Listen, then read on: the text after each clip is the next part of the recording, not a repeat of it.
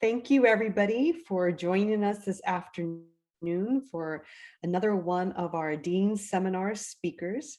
I am very honored and privileged to introduce Dr. Sue Hankinson, who is our UMass Distinguished Professor.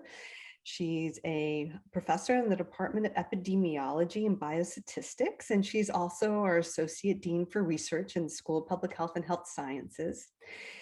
Sue has won many accolades, and we're just so proud of her. Prior to winning the UMass Distinguished Professor title, she was the 2018-2019 Conti Award from the UMass systems. She also won the 2017 UMass Chancellor's Award for Outstanding Accomplishments in Research and Creative Activity. And just recently, she won the 2020 Breast Cancer Distinguished Lectureship Award from the American Association for Cancer Research.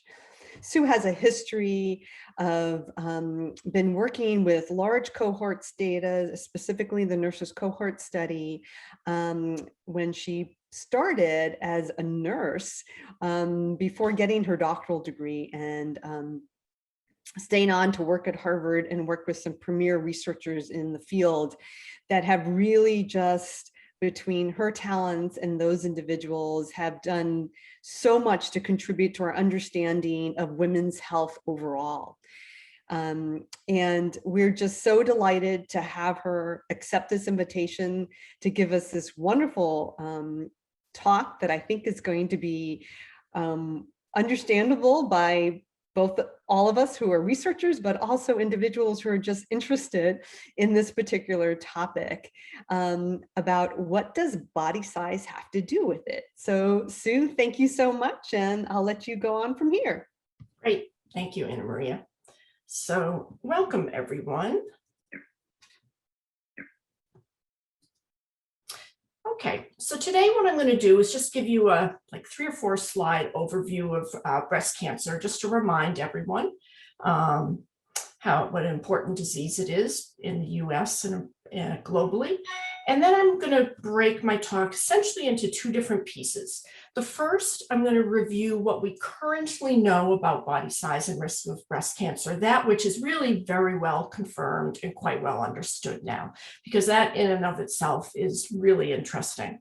And then after that, I'm going to spend the rest of the time talking about recent findings from our group. We just had 2 papers published that I think you'll find really interesting, and were led by postdoctoral fellows that work in my group at UMass. Okay, so just a quick reminder, breast cancer incidence mortality, it's a really important cancer in the US. It's the most commonly diagnosed cancer in US women, and it's also the 2nd leading cause of cancer death in US women. One important thing to recognize, and it'll come up a couple of times during this talk, is that not all breast cancers are the same. There's getting to be, frankly, a lot of different ways to try classifying them, but the most common ways currently are to look at expression of molecular markers on the tumor, of which looking at hormone receptor status, specifically estrogen receptor expression and progesterone receptor expression, have been used for many years. And they're used because they're really important in determining both prognosis and treatment options. Then more recently, there's been an expansion of the number of markers that have been used. And there's molecular subtypes, or also called intrinsic subtypes, that use not only estrogen receptor and progesterone receptor, but several other receptors to actually define the subtypes. They're here kind of briefly. This isn't a full picture, but it gives you kind of an idea. There's a type called triple negative, or using these additional markers is called basal-like tumors. They are not very common, but they are more aggressive tumors. They have a poorer prognosis, and they're more difficult to treat. And going to the opposite side here of this little chart, there's luminal A and luminal B tumors that are actually hormonally responsive. that have a better prognosis and are somewhat easier to treat. So even though it's well known that these subtypes are important in terms of the progression or not of the disease and the treatment of the disease, there's not really that much known about how epidemiologic risk factors vary according to these different subtypes. So in terms of what is known about the causes of breast cancer, only about 5 or 10% of breast cancer is hereditary, and there's some very well-known gene mutations that greatly increase the risk of the disease. Simply having a family history increases risk. But there's a large percent of the pie that is not genetic and is, related to other things such as lifestyle, et cetera, that we'll be going through. At least modestly today. So this is actually a slide from a paper that is in press, the Serena Houghton here at UMass and I put together. And this just shows you, these are established breast cancer risk factors. They're simply ranked in magnitude from positive association to inverse association. And really what I want to point out is that body size in several different times of life are really definitely confirmed breast cancer risk factors. And that's what we'll be going over next. So before I start, I only am showing this slide because I want to give you a sense of where the data that I'm showing you today came from. So this is actually a slide showing the Nurses' Health Study and how it is actually designed and how it works over time. It's a prospective cohort study. It was started in 1976 among 121,000 married registered nurses. They've been followed ever since that time by biennial questionnaires. We ask all kinds of different things on the questionnaires. We've asked a lot about height and weight. We've asked waist circumference, hip circumference several times, medication use. We query diet multiple times. That's at every one of the orange triangles. In addition to that, we've had a number of different biomarker collections within the cohort. We've collected blood twice, urine once. For those that wouldn't or weren't able to give blood, we asked them for buccal cell collection to get DNA. And for women that were diagnosed with breast tumors and other tumors, we've requested to collect a tumor block collection. So these are the data that I'm going to be using today for the results you'll see. However, in addition, in the field of epidemiology, there's also now a large number of studies, all prospective studies, that have pooled their data together. And the pooled analysis, or the consortial data, has been analyzed to try getting a much firmer, detailed, reliable answer. And the Nurses and Health Study and Nurses Health Study 2 also participate in those, and I'll be showing some of those data today. Okay, so what about premenopausal and postmenopausal BMI and risk? So I'm going to start late in life because it's actually the best confirmed. We've known it for the longest time. This is a relative risk shown on the y-axis, increasing body mass index on the x-axis. And you can see that relative to the leanest women, those that are overweight or obese have a higher risk of breast cancer. And so it's a positive association. Obesity definitely increases risk of postmenopausal breast cancer. In terms of premenopause, you actually see the opposite. So look here, this is looking at current BMI among premenopausal women and breast cancer in those premenopausal women. And you can see there's actually an inverse association such that women that are at the heaviest end of the spectrum actually are at lower risk of premenopausal breast cancer. Now, the data I just showed you are from a smaller consortial analysis that was published about 20 years ago, and I'll show you some additional data now that has been published since then. So there's a specific premenopausal breast cancer collaborative group that includes over 13,000 incident cases, and they examined this recently, and the question they asked is, okay, we know that earlier life, say premenopausal, is inversely associated with breast cancer. But can we narrow that down a little bit more? When in life seems to be more important.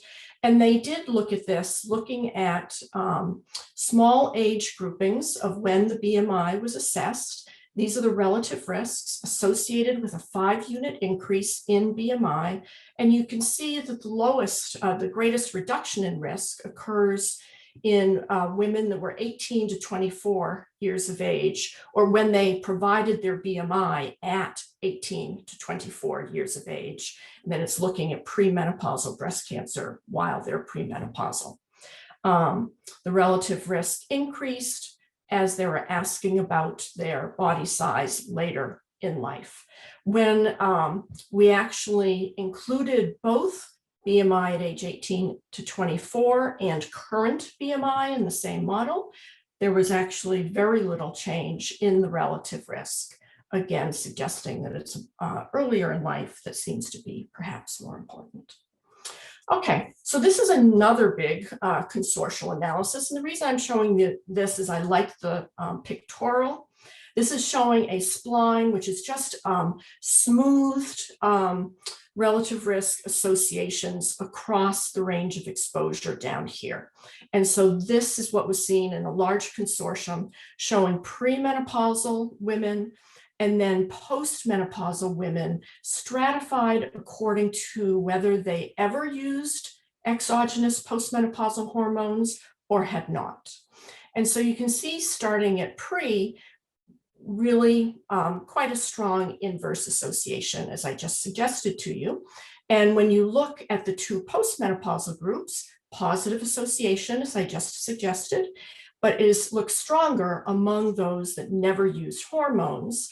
And that actually suggests that the association between postmenopausal BMI and postmenopausal breast cancer risk is likely to be driven, at least in part, by hormones.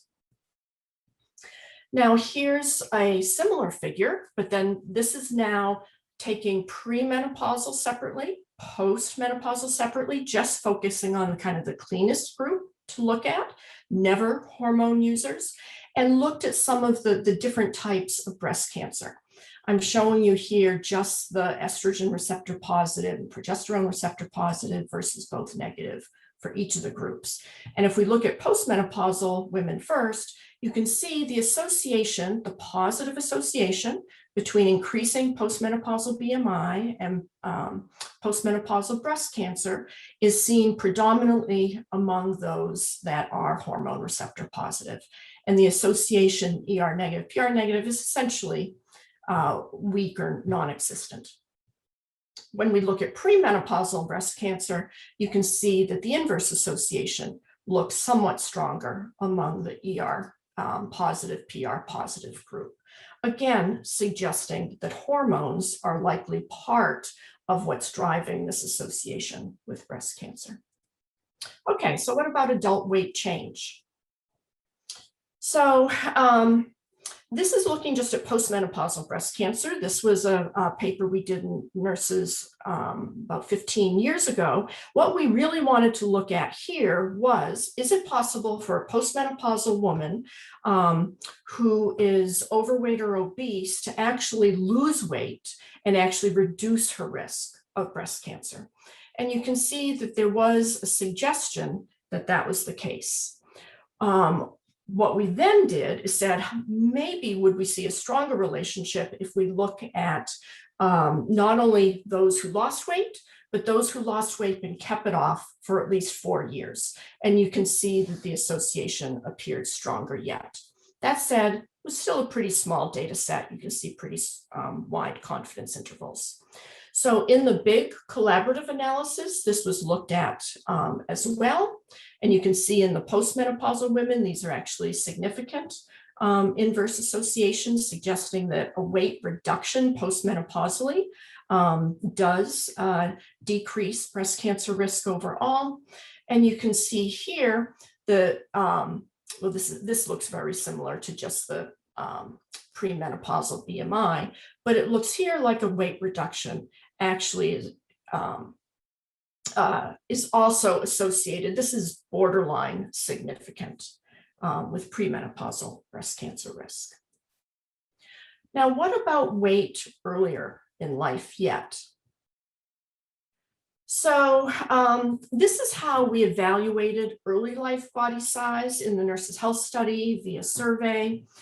And we asked women to indicate what pictogram looked most like them at age 5, 10, 20, 30, 40. And I'm going to concentrate here today on the mean or the average between the 10 and 20.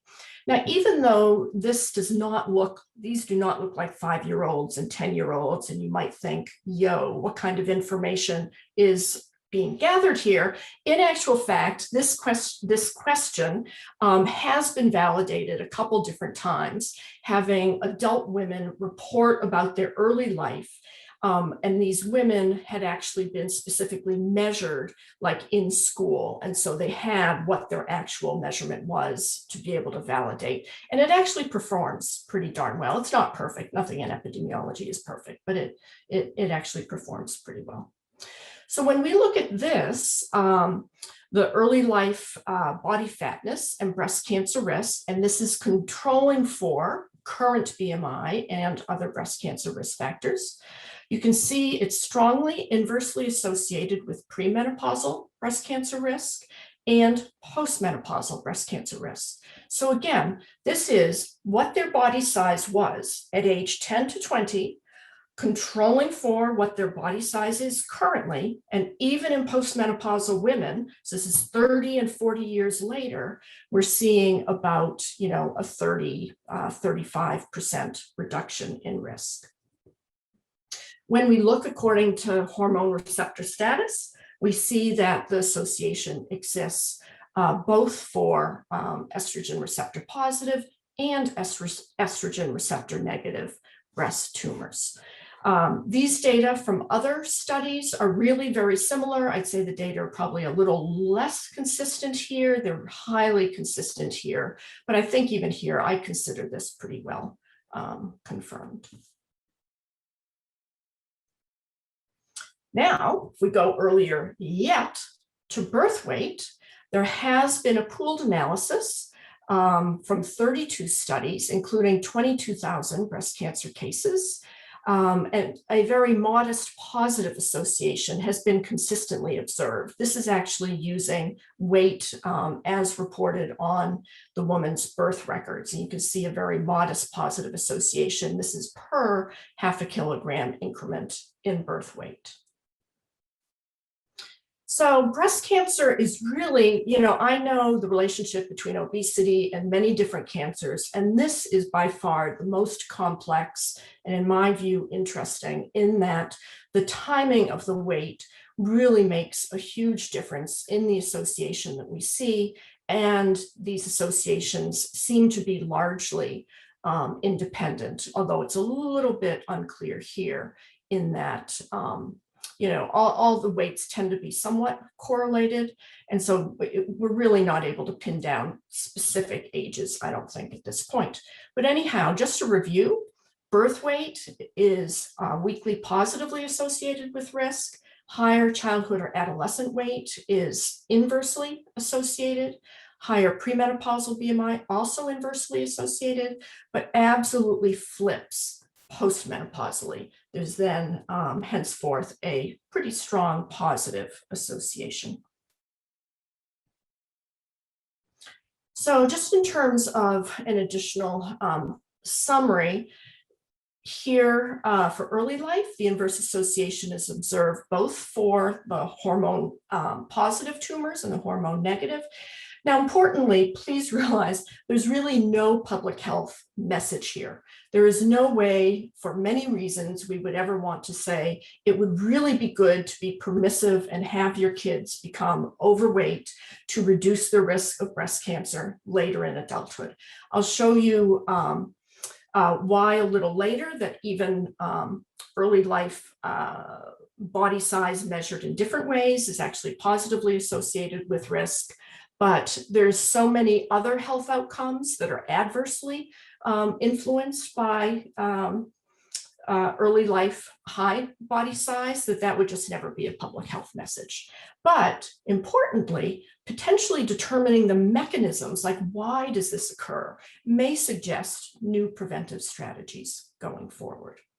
And then finally, in terms of postmenopausal weight, it really is an important modifiable risk for breast cancer. And there's pretty good data showing that actually weight reduction can lead to a reduced risk of breast cancer. Okay, so I'm going to talk just briefly about the possible mechanisms behind these associations. Where there's the most data is really looking at the postmenopausal association. This is looking at circulating estrogen levels and later breast cancer risk, showing a significantly positive association. This is from the Nurses' Health Study. There's many studies now that have looked at this, really confirmed finding. So high endogenous estradiol levels increase postmenopausal breast cancer risk. And then there's a strong positive correlation between estradiol and postmenopausal obesity. There's also a strong positive relationship between circulating insulin or C-peptide levels and obesity. And the data are not as firm as the estradiol data I just showed you, but increasingly are suggesting that there is a positive association between circulating C-peptide levels or C-peptide or insulin levels and breast cancer risk. So the increase of estrogen levels associated with BMI is very well confirmed and very likely to be certainly a major component of the mechanism. Increased insulin resistance likely also plays some role. There's other factors that may also play a role, such as insulin-like growth factors, other hormones, cytokines, or inflammatory markers, but they haven't been as well delineated. All right, so that's kind of the what we know the best. Incredibly confirmed, pretty darn well confirmed. But there's actually a lot of additional questions to ask. It's, some of them are shown here, variation in associations. Do they actually vary by tumor molecular subtypes? I showed you just ER and PR status. There's not that much data looking at specifically like the intrinsic subtypes like basal-like tumors. Do these associations vary by race and ethnicity? The vast majority of the data that I showed you earlier are from white women. What are the underlying mechanisms, particularly for this early association that we see? And then finally, there's many other ways to measure body size: waist circumference, waist to hip ratio, visceral or subcutaneous fat measurements measured by, bioimpedance or CAT scans or MRI. Lots more to learn. And so next I want to actually touch base on two analyses that we did to try addressing these outstanding questions. Okay, so the first one is looking at possible mechanisms underlying the association between the early life adiposity and breast cancer risk. So there's much less data looking at this. Some of the potential biologic mechanisms are as follows. It had been hypothesized maybe earlier menarche in heavy girls. However, that does not go in the right direction, as early menarche actually increases risk and heavier girls have earlier menarche. Could it be more frequent anovulatory cycles? Maybe. Could it be early life body shape having an influence on adult mammographic density? Maybe. Altered hormonal milieu that changes the level of differentiation of the breast tissue that may in turn influence its susceptibility to carcinogens, maybe. And then also perhaps different endogenous hormone levels.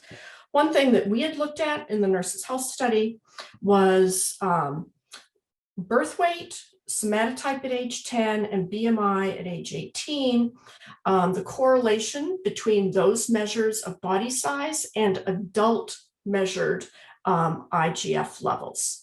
And you can see, looking at the somatotype at age 10, that those that were actually the heaviest, that we know have the lowest risk of breast cancer in adults actually had lower IGF levels.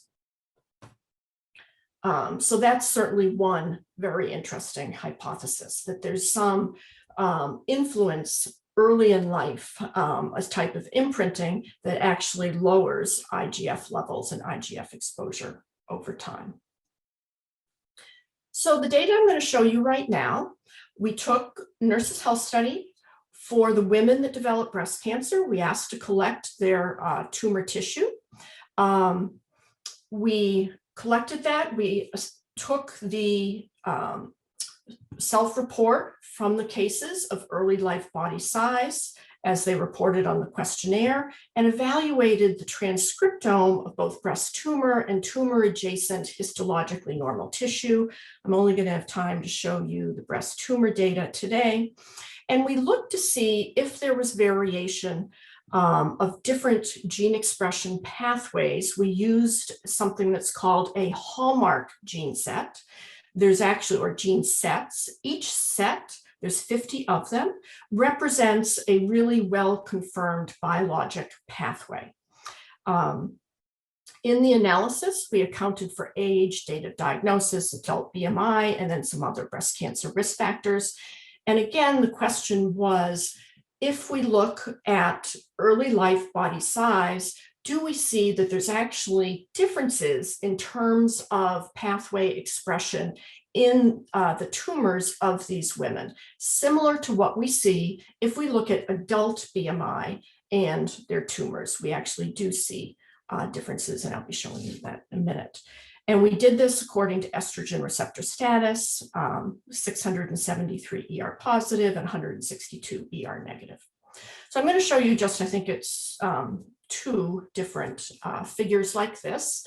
So what this actually shows for ER negative tumor and ER positive tumor separately, those pathways that were either significantly upregulated, the red, or significantly downregulated, according to with increasing early life body size. The pathways being shown here are those that were significantly associated in either ER negative or ER positive or both. That's why you're not seeing 50 pathways. It's only those that did actually pop up. And just to highlight a couple of our findings, interestingly, we saw a reduction in a pathway that's very strongly associated with proliferation. Similarly, G2M checkpoint, E2F targets, these are all associated with increasing proliferation, and these pathways were lower among women with higher early life somatotype, suggesting potential biologic pathways that might be relevant. Interestingly, this is actually a pathway that is associated with insulin-like growth factor and insulin signaling. And this too was actually significantly downregulated in ER negative tumor only. Now, interestingly, we had 2 years before, we did the same analysis looking at postmenopausal BMI and postmenopausal tumors. If we lay the data side by side, so the setup here is the same. I'm showing just the pathways that are significant for ER positive in either the early life or postmenopausal, or ER negative early life postmenopausal.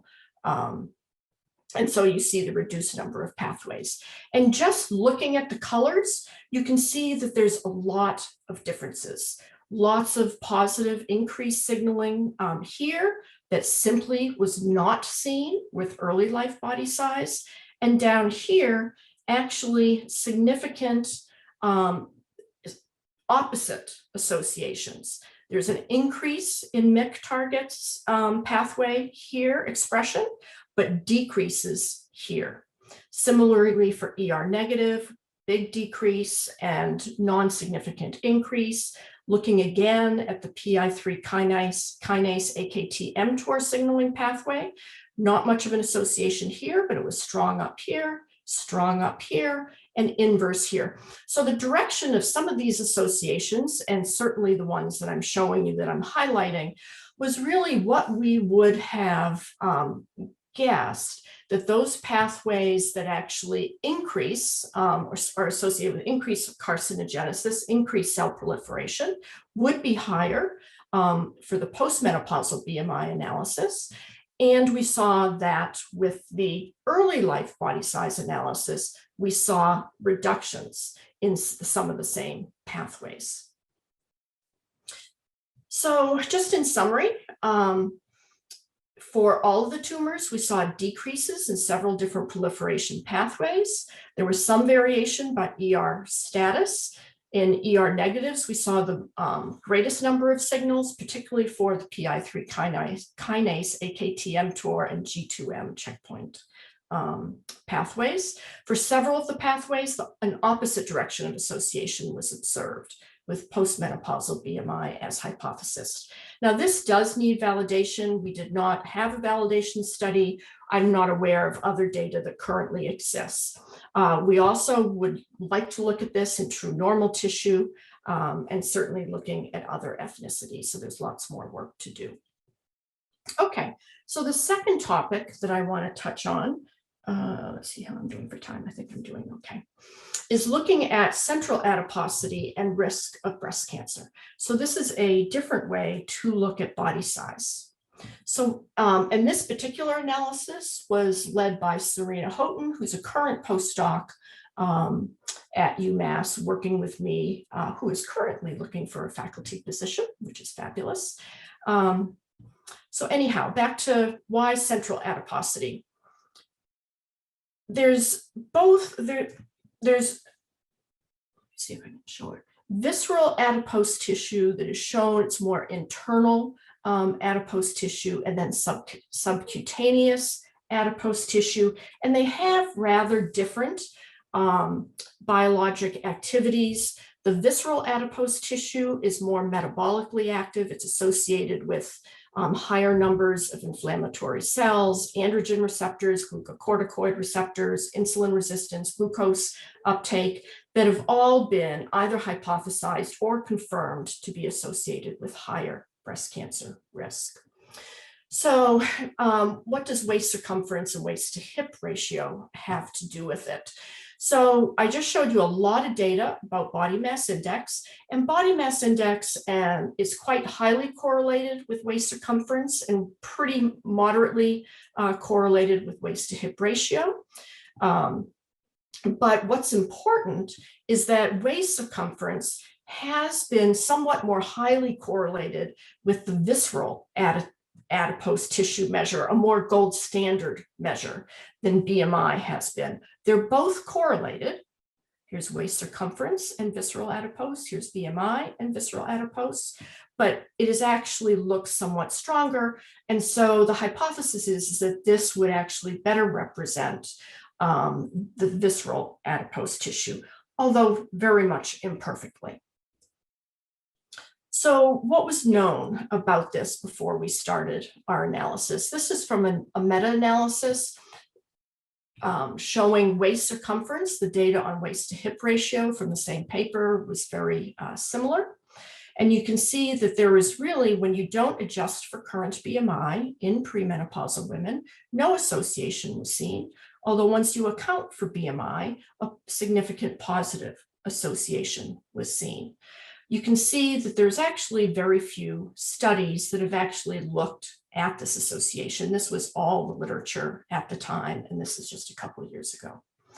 Looking at waist circumference in postmenopausal breast cancer, there's somewhat more data, although still not tons. And there is a positive association seen without adjustment for current BMI that was modestly attenuated given their correlation when BMI was accounted for, but it was still statistically significant. So we wanted to look at that with the combined Nurses Health Study and Nurses Health Study 2 cohorts. We actually measured waist circumference and hip circumference several times over the course of the study. Similarly, in the Nurses Health Study 2, cumulatively in this analysis, we had almost 100,000 women with 6,000 incident invasive cases. Now, because of the different relationships we know exist with premenopausal BMI and postmenopausal BMI, we really wanted to try teasing apart menopausal status and looking at it separately. So we did the analysis stratified according to the exposure measurement of waist and hip, measured premenopausally and breast cancer occurring premenopausal cases, looking at the premenopausal exposure and postmenopausal disease, and then finally postmenopausal exposure assessment and postmenopausal disease. All right, so here again, y-axis looking at the relative risks, x-axis looking at smaller waist circumference going up to larger waist circumference in approximate 5 categories or reasonably even quintiles. Looking at pre-pre, the pre-post, and the post-post separately. The green is actually looking at waist circumference and breast cancer risk without accounting for adult BMI. And the blue is the association between waist circumference and risk after accounting for adult BMI. And you can see that there's really not much association observed here in the pre-pre group for waist circumference. It's starting to look mildly positive in the pre-post group, but we do actually see a significant positive association in the postmenopausal group that looks pretty similar to what we see for BMI, but after we account for BMI, we still see a significant positive association. When we look at waist to hip ratio and breast cancer, we see a somewhat stronger association, modestly stronger in the premenopausal group with premenopausal measures. Here it looks fairly null, and here there's a modest positive association. It looks pretty similar to what I just showed you with waist circumference. Now, this is actually simply showing you the past 2 slides, taking out the pre-post group, so I can just show you the kind of contrast between all the premenopausal and all the postmenopausal for both waist circumference, waist to hip ratio, and then also show you what BMI looked like in the same groups. So this is exactly what at this point you would expect to see. An inverse association among premenopausal women with premenopausal breast cancer risk, and a positive association among the postmenopausal women.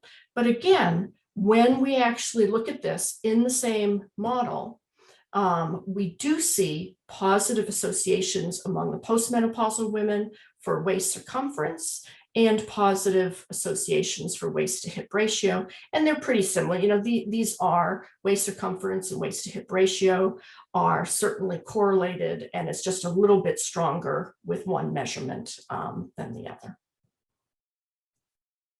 Now, we also were fortunate to be able to look at these associations according to the intrinsic subtypes. This is looking at the intrinsic subtypes are shown down here. So the luminal A and luminal B that are more of a hormonally related tumor subtype, a HER2 subtype, and the basal-like, which is actually the one that is ER negative, PR negative, it's HER2 negative, and actually positive on the 2 other, or one or the other positive molecular markers, the CK56 or EGFR. This is the breast cancer subtype that is actually more aggressive and really harder to treat. And so here, and this is actually comparing, this is the relative risk going from the 90th versus 10th percentile of waist circumference. You can see for luminal A, once current BMI is accounted for, it's essentially null. For ditto for luminal B, very wide. This was a very small case group, very wide confidence intervals here. And so no particularly strong relationship, although it certainly looks positive. And yet when we look at the small group of basal-like tumors, we see quite a strong positive relationship. Note, this is between, it's about think it's about 2.75 or maybe 2.9, something like that in terms of the relative risk. When we look at the pre-post group, it looks pretty similar to the premenopausal group. And when we look at the postmenopausal measurement and postmenopausal disease, you'll see that we see suggestive positive associations with luminal A and luminal B for circumference, although these, after accounting for current BMI, are not significant, but no association with the HER2 subtype or basal-like subtype. So when we do the same analysis, just looking at waist to hip ratio, it looks pretty similar, not quite as strong, but still significantly positive. Not any significant association here, but suggestively positive and looking very similar to the premenopausal group, suggesting it's really the premenopausal time period of when the exposure is measured, may be most important. And when we looked at the postmenopausal group, very similar to what I just showed you, the luminal B is now statistically significant, so positive, suggestive or firmer associations here, but no association with the other subtypes. So in terms of summarizing the waist circumference and waist to hip ratio research findings, women with greater central adiposity, either waist circumference or waist to hip ratio, had higher risk of both premenopausal and postmenopausal breast cancer, independent of the more general adiposity measure, body mass index. And further, the higher waist circumference and waist to hip ratio were associated with higher risk of basal-like premenopausal breast cancer and luminal A and luminal B postmenopausal breast cancer.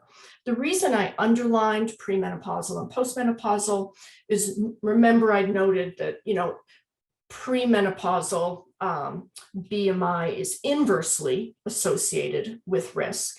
But here we're seeing that another measure that is capturing something presumably slightly different is actually associated with both premenopausal breast cancer here and premenopausal basal-like, which are the more aggressive tumors down here.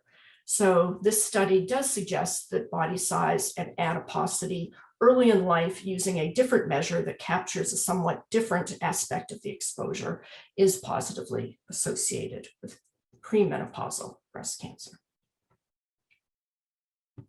So just as an overall conclusion, body size is an important modifiable risk factor for breast cancer overall.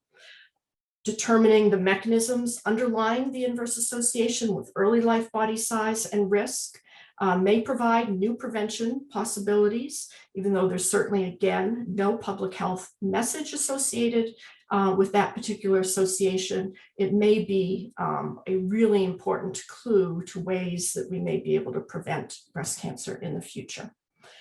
There's also a lot of questions remaining, looking at tumor molecular subtypes, race and ethnicity, more looking at underlying mechanisms. This is really just a start.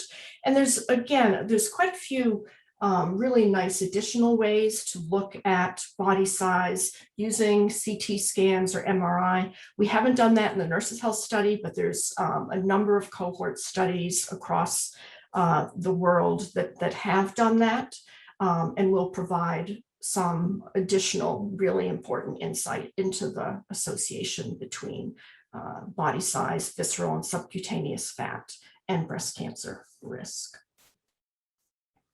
So I want to thank all my collaborators that were involved in these analyses. These are my long-term collaborators from the Nurses' Health study, based at the Brigham Women's Hospital and Harvard University: Walter Willett, Bernie Rosner, Heather Baer, Heather Leisen, Rula Tamimi, Stephanie Smith-Warner, who runs one of the consortial projects, Cheng Peng. And a very special thank you for the Nurses' Health study participants. Again, one of those studies started in '76, one of those studies started in '89, and those women are still participating, which is great. Serena Houghton, who ably led a really complex analysis looking at waist and waist to hip circumference.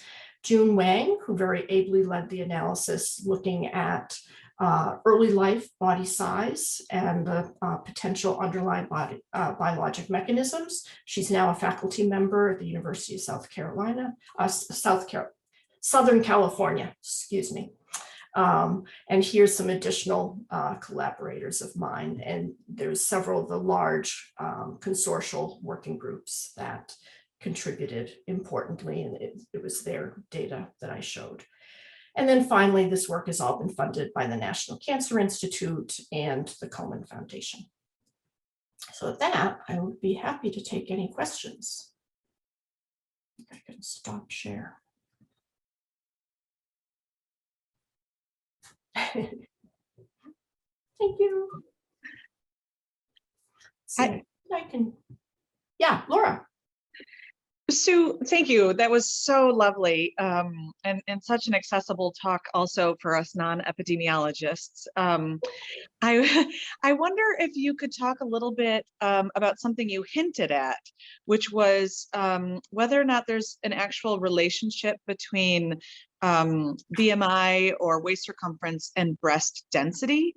And I think, breast density is one of those measurements that also confuses people because at least I think in Massachusetts and some other states, women will get a letter from their doctor that says you have dense breasts, and then they have no idea what that means. And we know it's a risk factor, but I wonder if you could talk about the interaction between these. Yeah, so there's actually a strong positive correlation between BMI and breast density, which is interesting. As a matter of fact, the association actually gets stronger when you account for adult BMI.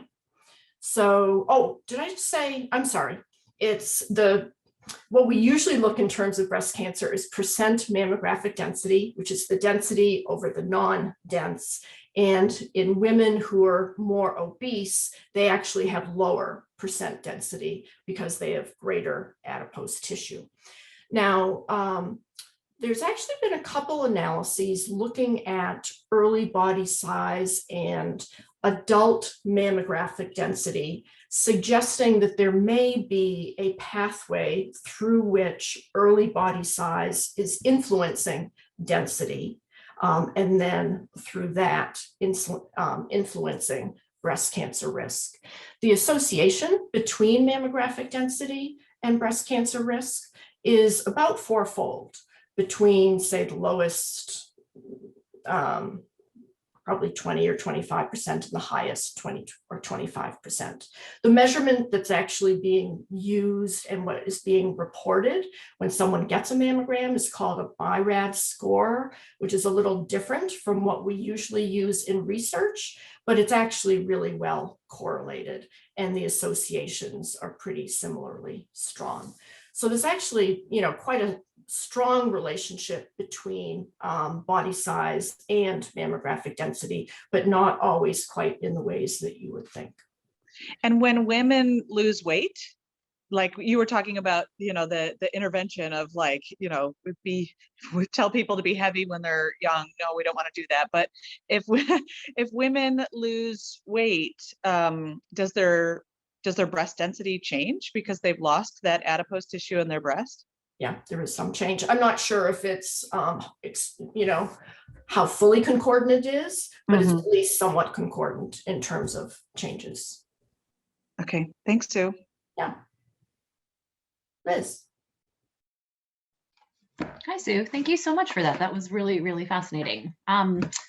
So as the mother of a 12-year-old girl, I am really interested in the early life body composition data. And I'm interested to know what you think of how physical activity in adolescence fits in with this. I feel pretty confident in my knowledge of physical activity in the postmenopausal period being associated with lower risk. How true is that during adolescence? And how do we reconcile more activity, lower body mass, but the inconsistency there? Yeah. So I don't think, so the data looking at premenopausal physical activity and then postmenopausal physical activity it's, pretty consistent that there's a modest inverse association, even if you account for the influence on body size, postmenopausally. And so earlier in life, I don't know exactly how much data there are. I'm pretty sure in the Nurses' Health Study, I know we have the data and we've looked at it, and I think we see a weak inverse association with increasing physical activity, lower breast cancer risk. But I don't know how much data there are overall, so I don't know how firm that is. To the extent that being physically active does exactly what it should do in terms of helping to maintain body size, it's perfect. Whether there is an independent association of early physical activity on later breast cancer risk, I'm not so sure of. I don't think that many people have the data. And again, it is a complexity in that to the extent it keeps body size low, which is associated with higher risk, I mean, it's just the way it is. Thank you. Lindsay. To follow up on the breast density and higher risk among slim women question.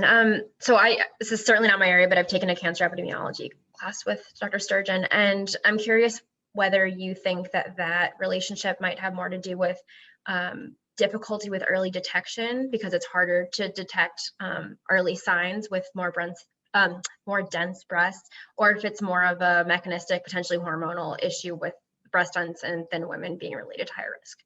I think it's both. There is unequivocally some additional challenge in detecting tumors early in women with dense breasts, unequivocally. And it's not uncommon for women with very dense breasts to be referred to actually have another type of test done that is actually better at picking up, but is more expensive. But that said, it's also really well confirmed that there is some type of etiologic association. You can actually see a mammographic density as measured 10 years before is significantly associated. There's been a couple studies that have looked at mammographic density assessment, and then how many years later breast cancers occur. And I can't remember, I think it was in a cohort setting, not positive. And there was definitely a higher relative risk the first couple years, but it maintained for about, I think it was probably 15 years, up to 20. There's actually a fair amount of consistency unless women gain and lose a lot of weight in mammograms or their mammographic density over time. So I think both are at play, but unequivocally, it's a strong risk factor. Makes sense. Thanks. Liz. So I wanted to ask you about the study itself, the Nurses' Health. This is just, a landmark study. It's a famous one in our discipline. We've read about it. I've actually never really met or known people who analyzed or worked on the study. So it's like meeting a rock star, like, Sue. Okay. Very sweet. But this, prospective cohorts with amazing follow-up rates and retention of the participants, and just so many different measures that enables this mining of the data to study so many different health conditions, to uncover new knowledge and to put into action things like the life course theory. Look at the body of work you presented today, like from basically birth to like older age. It's amazing. So my question to you, though, is like these studies are often expensive, labor intensive, and there is a shift, at least in my subdiscipline of addiction, to mining existing administrative data over the support for these longitudinal cohort studies because of the expense and the difficulty of getting follow-up rates. So I don't know if you have thoughts, if you've ever, like the pros and cons of the different study designs. Is it worth our investment in studies like this one?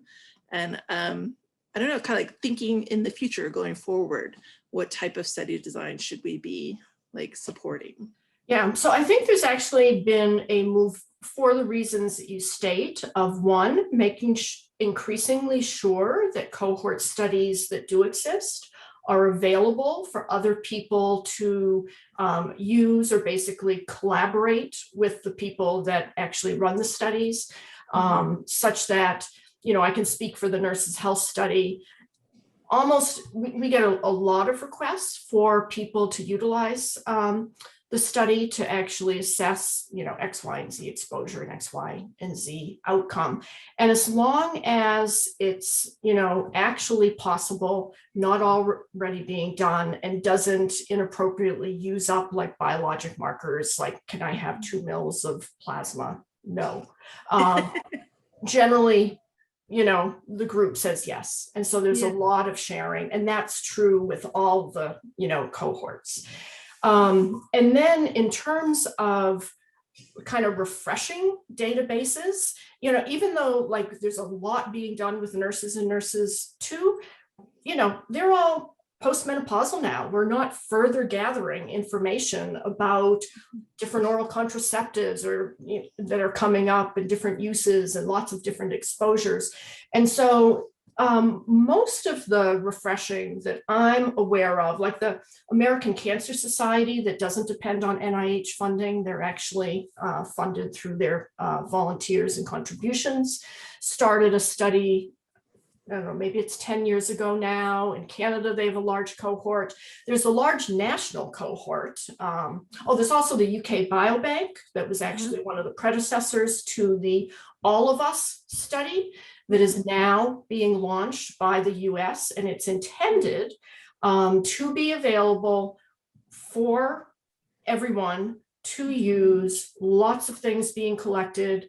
You know, we hope they can get the follow-up that they are, you know, they need to have it be valid, but that is actually launching. In my own arena of cancer, the National Cancer Institute, there's a group there that is actually launching a cohort study within Kaiser. So there are definitely many fewer cohorts being launched, but they tend to be broader, expensive, but meant to be broader efforts. And then increasingly trying to utilize the data we already have. The UK Biobank is an interesting one in that it's a really large study and funded substantially by Wellcome Trust. And they actually have such an open access policy that everyone here could write to ask to do the same analysis independently, and we would actually likely all be approved, although they would tell you that 20 some people had already proposed to do that. They tell you who they were and suggest you collaborate, but they won't say no. So, you know, I have mixed feelings. Competition. That's like, which horse crazy. gets the finish line. Yes. Yeah. So you really hope that you don't get a doctoral student tied into doing something on the UK Biobank that a year and a half later, you're notified that someone else wants to do it. And hopefully they'd be a friendly, upright citizen and wouldn't do it. But anyhow, I'm not sure exactly how that's going to turn out, but that's actually starting. Yeah, I love these, you know, it's like the history of these public health studies. Like, I'd love to have a compendium of them because there's so much to learn from just how did they launch these studies? How did they operate them? Yeah.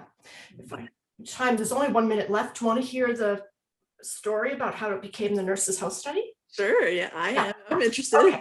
Okay. So Frank Spicer, who was actually the original PI, he was doing a sabbatical in the UK and worked with Richard Pito and a couple other people that worked on what was it called? The physicians, I'm forgetting the name of the cohort that they had that was a long-term physician something study, not the US trial. And so he came back deciding we really want to, you know, start a cohort among women because oral contraceptive use, actually hair dyes, there's a number of exposures he was interested in. So he thought, I'm going to do doctors' wives. That's a great idea. So he actually did a pilot study in advance of doing an NIH grant and sent out questionnaires to the physicians asking, could you please give them, to your wives and have them, fill it out and send it back. So, and then he actually did that twice. And he had a number of times that the physician indicate that they had filled it out on behalf of their wife, or the wife simply said, I never saw it. And so it clearly wasn't working. He said, I am not doing that. NIH will not fund this. And so he thought, why don't I actually switch to nurses? They have the medical expertise. They understand the importance of research. You can ask more complicated questions because they have that expertise. I mean, when I did the blood collection back in 89 and 90, we sent out blood collection kits to these women and said, hi, can you figure out how to get your blood drawn and then ship it back to us? And they did that. But that's how it became the nurses' health study and not the physicians' health study cohort. Physicians' wives' health study cohort. Right, right. That's very cool. Yeah. Right. Well, thank you everyone for attending. I see it's 6:01. So thank you and have a good night, Friday and weekend. Hopefully it's going to be nice weather tomorrow too. You too. Awesome work. Yep. Bye now. Thanks.